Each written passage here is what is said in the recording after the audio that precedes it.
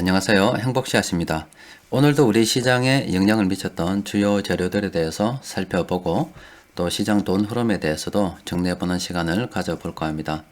오늘 장 마치고 난 다음에 시장 수급을 보면서 깜짝 놀랐어요. 오늘 장중에만 하더라도 외국인 투자자들도 팔고 기관들도 팔아서 장 마치고 난 다음에 오늘은 뭐 별로 볼 게 없겠구나 생각했는데 오늘 장 마치고 난 다음에 시장에서 큰돈 굴리는 세력들이 매수한 종목들을 쭉 살펴보니까 굉장히 좋은 종목들이 많더라고요. 오늘 영상은 꼭 보시길 바랍니다. 현재 시장에서 투자자들이 가장 관심을 가지고 살펴봤던 재료는 홍콩 인권법이 아닐까 싶습니다. 트럼프 대통령이 서명해버렸습니다. 그동안 뭐 시장에서 관측되기로는 미중 무역 협상에 영향을 미칠 걸 우려해서 일단 서명을 하지 않을 걸로도 예상하는 사람들이 있었습니다. 그런데 트럼프 대통령이 전격적으로 서명을 해버렸어요. 자, 그러면 앞으로 이제 시행이 될 건데, 홍콩 인권법에 서명했다고 해서 지금 당장 뭐 실행이 되는 것이 아니고 앞으로 1년 정도 시간이 남아 있습니다. 실제 시장에 적용이 되는데, 홍콩 인권법이라고 하는 것은 그동안 영국에서 그 홍콩이 독립되고 난 다음에 중국으로 반환되고 난 다음에 미국이 홍콩을 조금 특별 대우를 해 줬습니다. 그런데 이제부터는 인권법에 서명하면서 조건을 걸어 가지고요 1년에 한 번씩 검토하겠다는 거예요. 검토를 해서 그 특별 대우를 안 해주겠다 이 말입니다. 해줄 수도 있고 안 해줄 수도 있고 막 그런 거예요.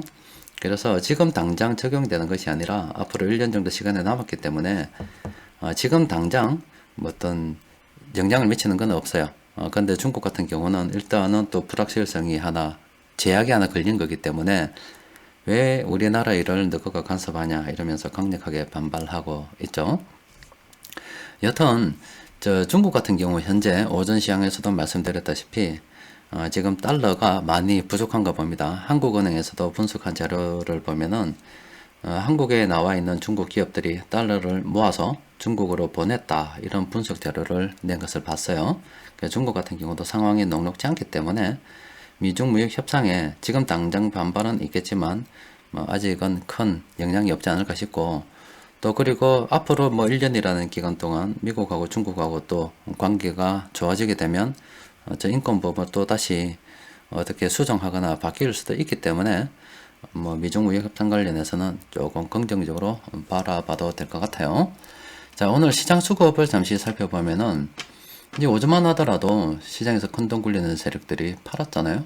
근데 쭉 보니까 외국인 투자자들이 조금 팔고요. 기관들이 다행스럽게도 이만큼 들어와 가지고 시장은 고만고만하게 넘어갈 수 있었습니다. 다른 말로 이야기하면 홍콩 인권법 서명이 시장에 미치는 영향이 그렇게 크지 않았다 이렇게 보는 거예요. 또 그렇고 제가 앞서 말씀드린 것처럼 미중 무역 협상에 그렇게 큰 영향을 미치지 않을 것 같다라고 기관들이 생각하고 있다 이렇게 보셔도 될 것 같아요.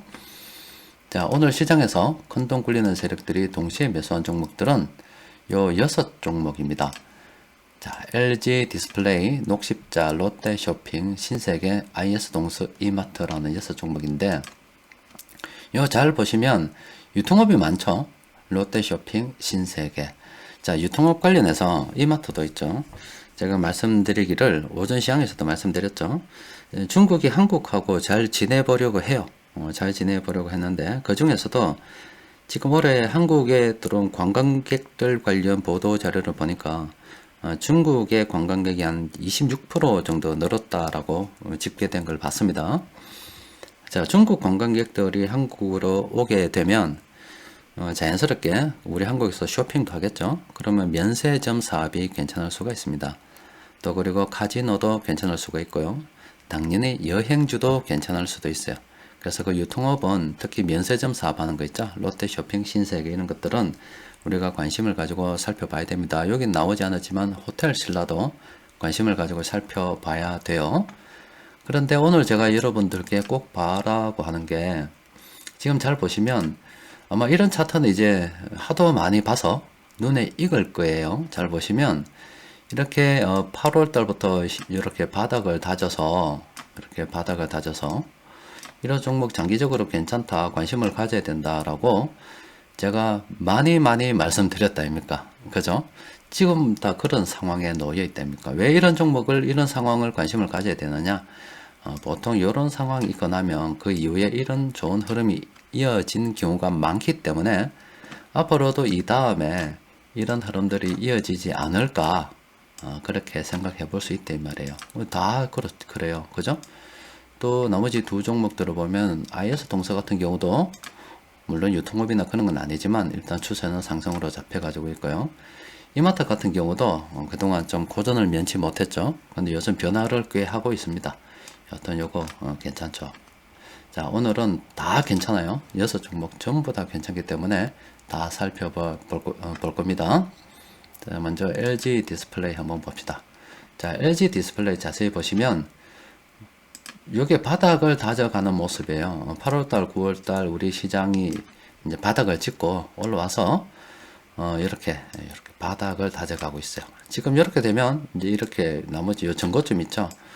충분히 돌파 가능하다고 봐도 안 되겠습니까? 이 바닥을 다져가는 동안 세력들의 수급을 살펴보면은요, 이렇습니다. 지금 금융투자 쪽에서 굉장히 많이 매수했습니다. 그리고 기관 투자자들이 최근 1분기 동안, 요 1분기라 하면 최근 3개월입니다. 이 최근 3개월 동안 기관 투자자들이 굉장히 많이 매수했어요.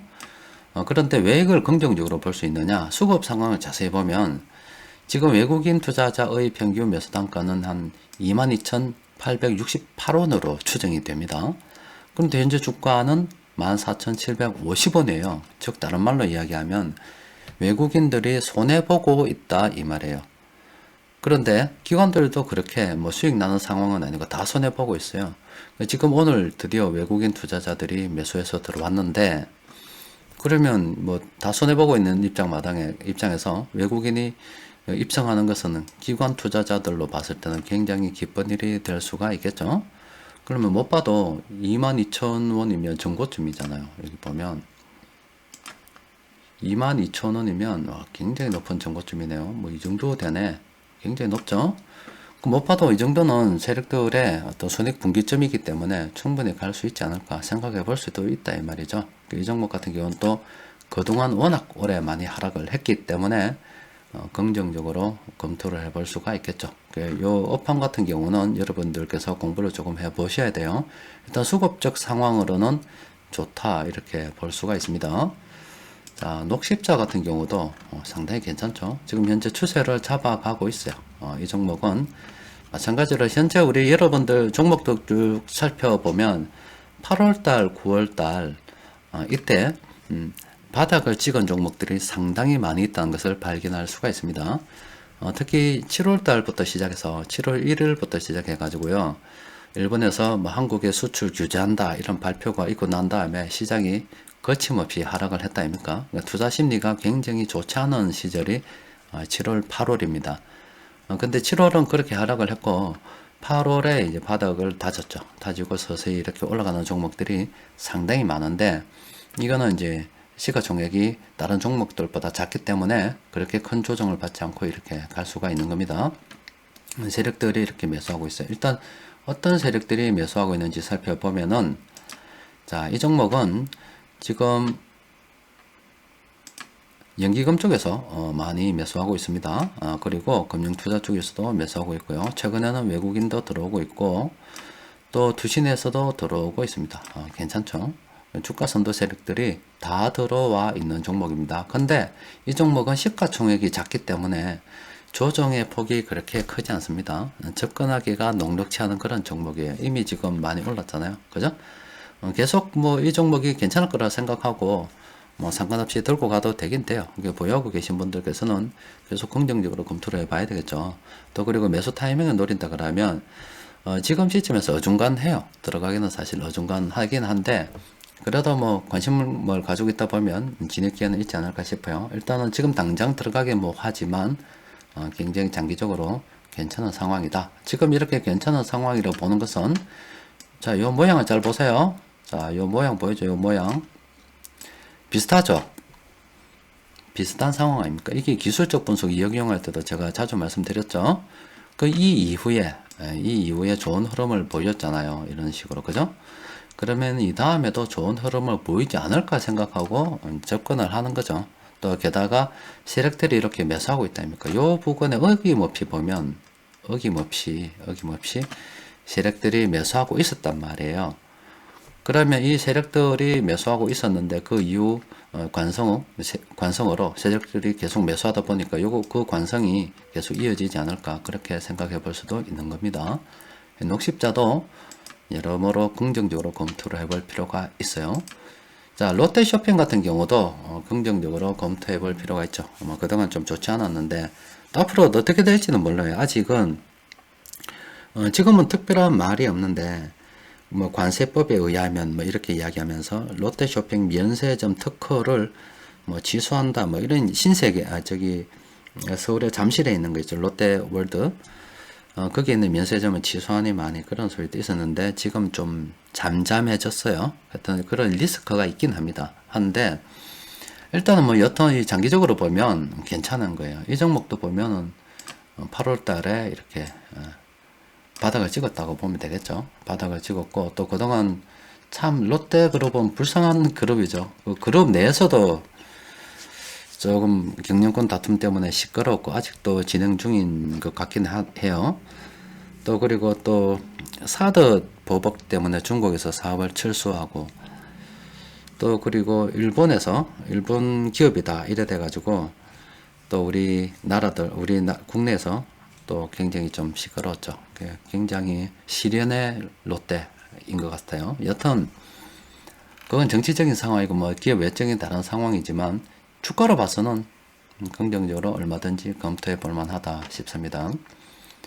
자, 신세계 같은 경우도 지금은 좀 그래요. 이미 이 종목도 여러 번 제가 말씀을 드렸죠. 그리고 이 종목 같은 경우는 카페에서 유통업을 제가 한번 점검해 드리면서 신세계뿐만이 아니라 롯데쇼핑, 호텔신라 전반적으로 쭉 검토를 해드리면서 유통업이 왜 괜찮은지 여러 번 말씀해 드렸습니다. 그리고 여러분들 마감 시황을 쭉 보시면 유통업이 수급이 좋은 것을 자주 확인할 수가 있을 거예요. 신세계 같은 경우는 보유하고 계신 분들은 계속 긍정적으로 생각해야죠. 근데 지금 오늘 이렇게 날랐어요. 전고점에 날랐기 때문에 지금에 와서 이제 들어가기는 곤란하다.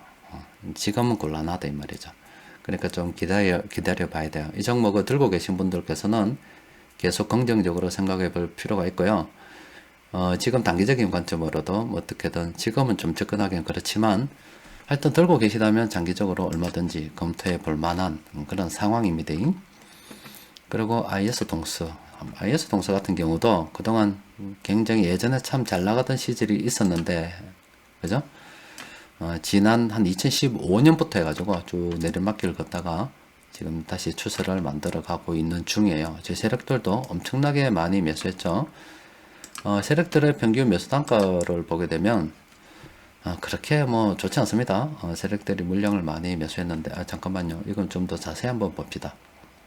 자, 수급 분석표를 보면은 지금 아이고 연기금 쪽에서도 엄청 많이 들고 있어요. 연기금 쪽에서 지난 몇 년간 계속 매수했고요.